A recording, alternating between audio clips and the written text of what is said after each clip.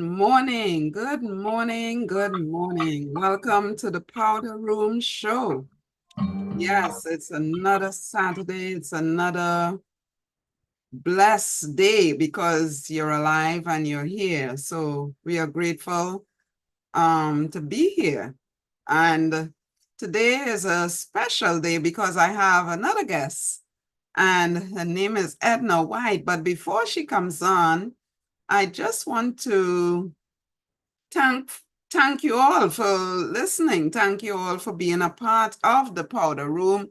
Thank you all for sharing. Thank you all for listening. And it's great to have you on. Um, I just want to share a little something that I wrote. And let me see. Okay, this is a poem that I wrote yesterday. And I just want you all to really think about it. Think about your passion, think about your dream, think about what it is that you see yourself doing and where you are going, right? So this is basically about a tree. You know, when we plant a seed, now the seed has to get the roots, and it's in the dirt, and it has to get those roots in, and that roots have to spread out, and the root goes through so many uncomfortable, feeling and process because it's moving through the dirt. And sometimes the dirt is all messy and clammy and, but it still moves through the dirt and it goes deeper, deeper, deeper, deeper. And it doesn't stop. It doesn't care what uncomfortable position it's in for it to grow, for it to spread its roots, and that's how we are. We are grounded, we are rooted. So we have to spread despite of what. But in that process, while the roots is developing, out comes the beautiful tree, out comes the beautiful plant. So the beauty is on top, while the nasty, the dirt and all the worms and all these crazy stuff and things people might throw at it, and but the roots, it still keeps on going. And that's sometimes we find ourselves in that position where people will throw stuff at us. People will let us down. People will say things to us, but we just have to keep going. We just have to know our purpose and our, direction of where we are going. So I wrote this, it's just a short poem, and it's called Hidden Perfection, which I'll read and talk a little bit, and then I'll introduce Edna White. So it goes like this. Just like roots that travailed in dirt, it started from somewhere, from the seed that was planted, from rough terrains of hardcore struggles. It persevered with determination and strength to never give up. It took time to dig deep into the soil and run its course, blind and uncertain. But the fruit of its labor is produced at the top. That's us. As we struggle, as we bend and toil in the quiet rooms, burning the midnight oil, sleepless nights not to be seen, we are the seed that was planted in tough surroundings, tough situations to shine. We came from that same soil that nurtured us to fight and grow. We kept our mouths shut as we did the work.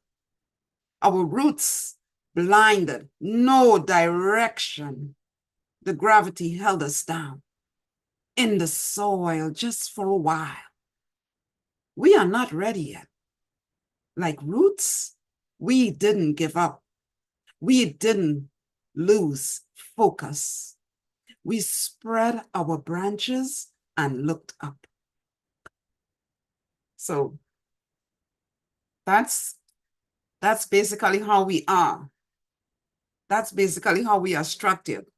That's basically how we see things, because no matter what struggles, no matter what surrounding or situations we are placed in, we still have to shine. We still have to push forward.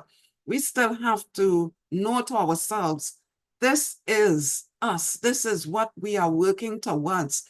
And we just have to keep fighting. No matter what garbage, no matter what been thrown at us, we still have to keep persevering. So that's just like the plant, that's like the seed, and we are the seed. We are planted, we are rooted. So let our roots and branches, let our beauty shine above and below. Because below we are hidden perfection. We are hidden because nobody sees what goes on in the background, but we are still pushing the work. We are still doing what we do, just like the roots is pushing through the dirt. Just like we are toiling through every situation, every struggle, and we still shine at the end of it all. So on that note, I would like to say, let's keep focus on what we are about and continue to shine. And I will introduce our guest now, and her name is Edna White.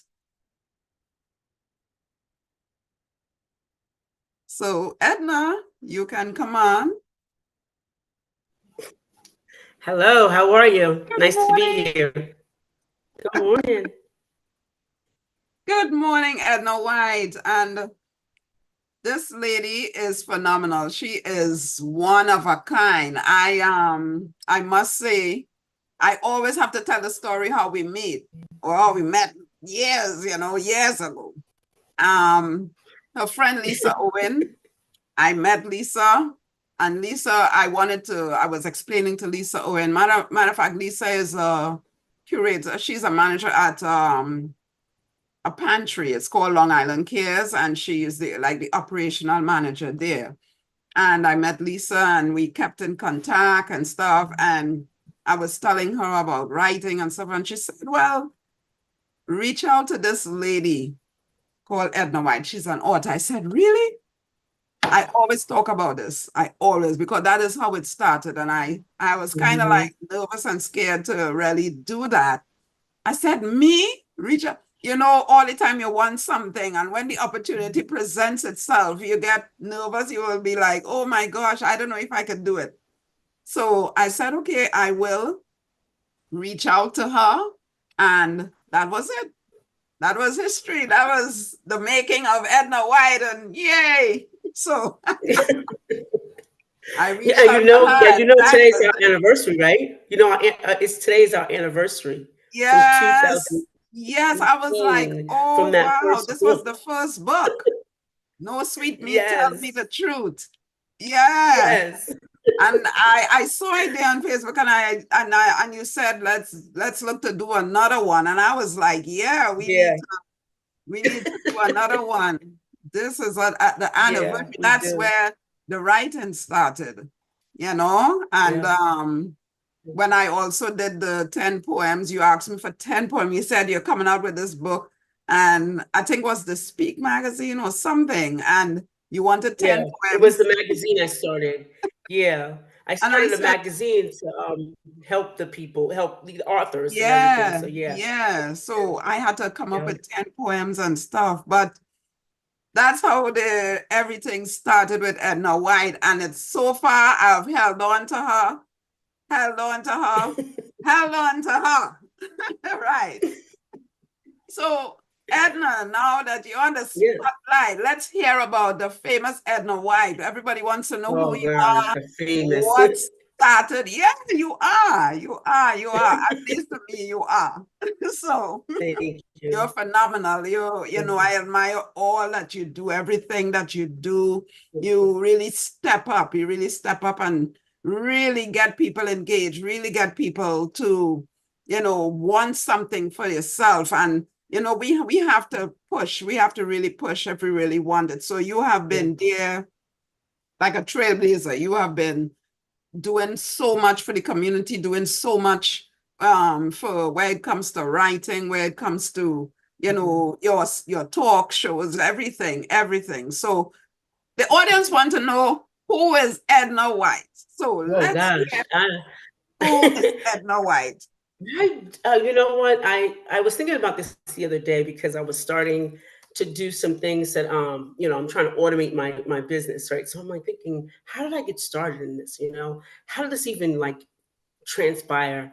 And I remember when I came up here from Alabama, and I was about maybe 6 or 7, right? And this was a total culture shock to me. Long Island was a total culture shock. Okay. I came into the a community that I was the only Black person that was, American Black. And I was the only Black person. I had braids, and they didn't know what braids were. And I remember I was home, and I missed my great grandparents so much. And I was telling them, hey, I wanna, I told my mom, I want to go home. She's like, you are home now. So I remember writing a letter to God. Now I'm 7. I have never gone to church in a day in my life, a day, not one day in my life. And I wrote a letter to God, you got to get me out of here. And it started my writing career. So my mother found this. She was looking for me, and I was sitting out. We had a deck on the side of my room. So she was looking for me, and I'm sitting there with my bags packed. I'm waiting for God. I'm just sitting there, and she goes, you have to stay here. And so she explained to me, everything. But she said, how do you know about God? And I said, I don't know. She, because she knew that my it was my great grandparents I lived with. They were more spiritual because they were freed slaves. They were freed slaves, so they were more spiritual than they were religious. And she goes, "This is amazing." So that started my writing career. It really, I didn't know about a lot of stuff, and I was being skipped great grades, from 6th to 7th, from 7th to 9th, from 9th to 12th, and I was moved up because of the ability to write. And I think being tapping into my spiritual part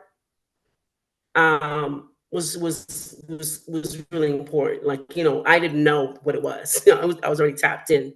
And life gets in our way. You know how that happens, right? It gets in our way. Yes. I am also a survivor of childhood sexual abuse by 4 perpetrators, and I write about that a lot. I've healed from certain things about it, and I'm still healing because it takes a lot. It takes a lot to heal from trauma. And I teach. I'm a trauma informed life purpose coach, and I teach about that all over the world. Um, and my first book I ever wrote literally was 4 books, literally 4 books. And I was 35, but I was ashamed of everything. I was just so ashamed. So, like they're not gonna believe me. They're not gonna, like what I wrote. I had so much imposter syndrome going on, which I didn't know at the time what it was. And they sat for 4 years.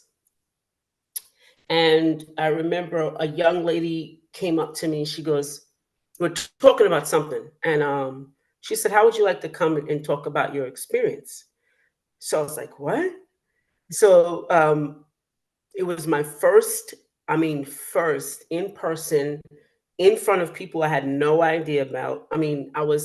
I drove to Far Rockaway. I'm telling my story about being sexually abused at a young age and how I'm learning to recover on Rockaway Boulevard. By the water, people are walking by, stopping and listening to me. And when I started to do that, it made me free enough to be able to, hey, I can tell my story now. I can release my book.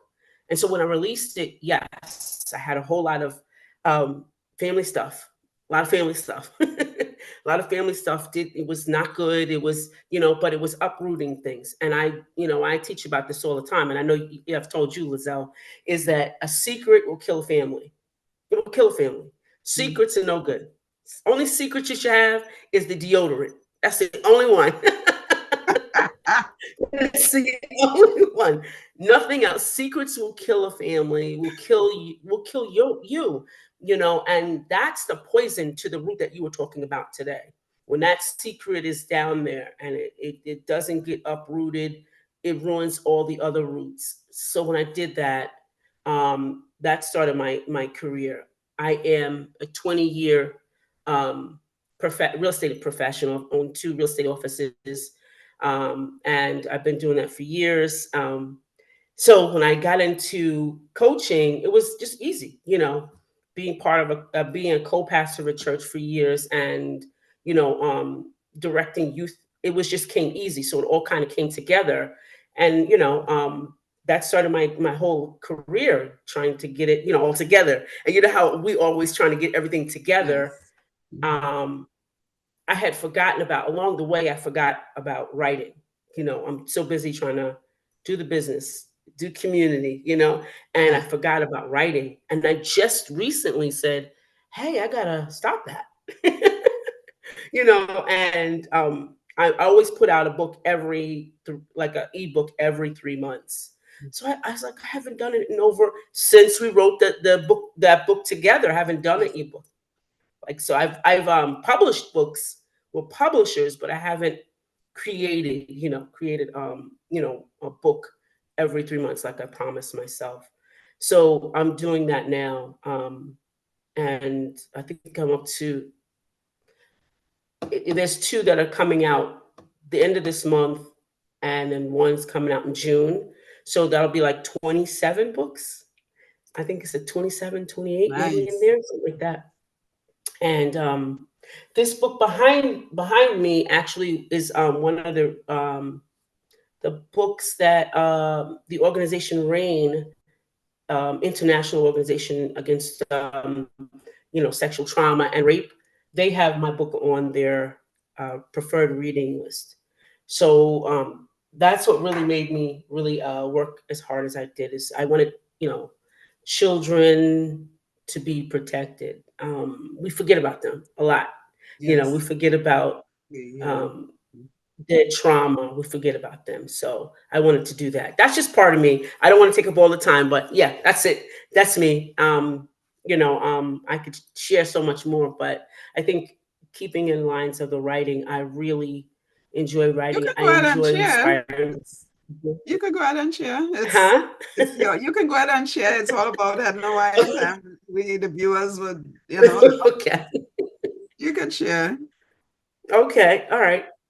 Okay, so how Lizelle and I met is that, like she said, she came to me and she actually became my client. She's not telling the truth. She trusted me so much that she became my client. She trusted me so much. And I told her, I said to her, now I want you to know I'm not Lisa. And she says, yeah. I said, I'm a hard taskmaster, meaning I'm gonna hold you to everything you say and to your ability. And she didn't, she's like, okay, she didn't think it was that gonna be that easy. So she was like, okay, a little question. But when I kept pushing her, I would text her, I want you to apply for this, I want you to do this. She'd be like, oh, oh. But when she did it, she was so amazing at it. I don't think Lizelle sees how powerful and beautiful she is, because every time I turn around, she's winning an award after award after award. Just recently, she didn't even tell me this, but she was in the African American Museum. Okay, that's big. I don't know if you guys realize that. She's showing her art in one of the biggest museums on Long Island. That's big. And I am so inspired by her. But I know that when I met her, I said, "You're bigger than this. You think you're gonna write a little bit, a couple of poems, and I said, I said, if it's in you, you're bigger than that. You gotta think big." And I tell her that all the time. Think big. I don't know if I could do it. I said, do it, do it, do it.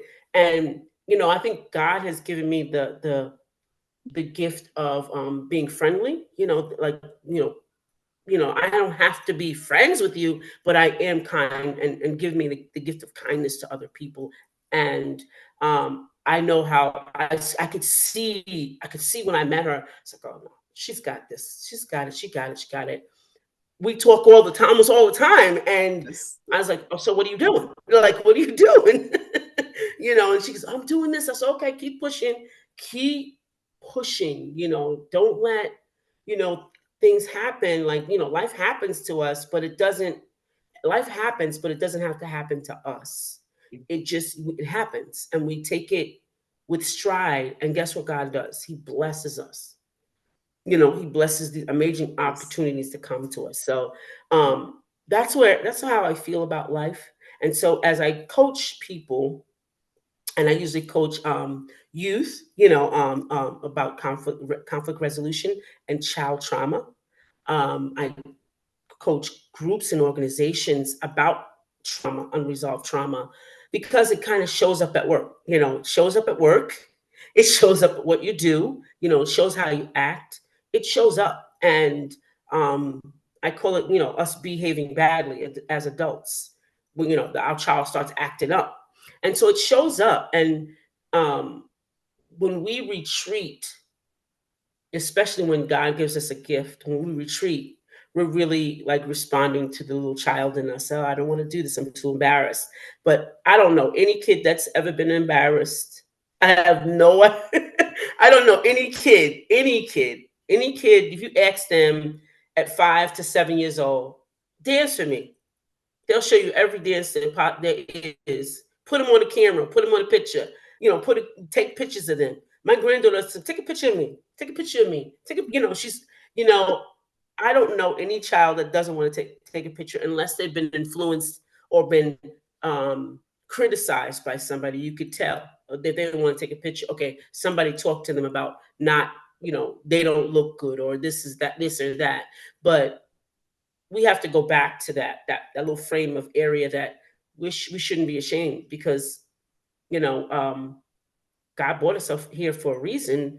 And when we're not fulfilling and we're letting life kind of spill over on us, we defeat the purpose. We defeat God's purpose. So there's nothing really we could say. We trust God, but we defeat the purpose. That doesn't make any sense. Two oxymorons. So I help people see that they're talking wrong and living wrong is a result of them not resolving their trauma, that they can be in purpose with God. So that's what I kind of do. I've been doing it for years. Even in real estate, I've been doing it. I've helped thousands of people buy houses that never thought they could. I've created programs for organizations from homeless to home ownership. I've focused on creating housing for homeless, individuals and their families. So I've done a lot of those things, and I call this part of my life, as Liselle will tell you, the bishop part, where I want to relax, but I want to share and Ah, give to other people, and I want, God has blessed me in my life that financially, he sees about me, takes care of me. And I just want to give back and leave a legacy for other people and say, hey, I can do this. Hey, I can do that. And Liselle was, when I started my magazine, because I wanted to help writers.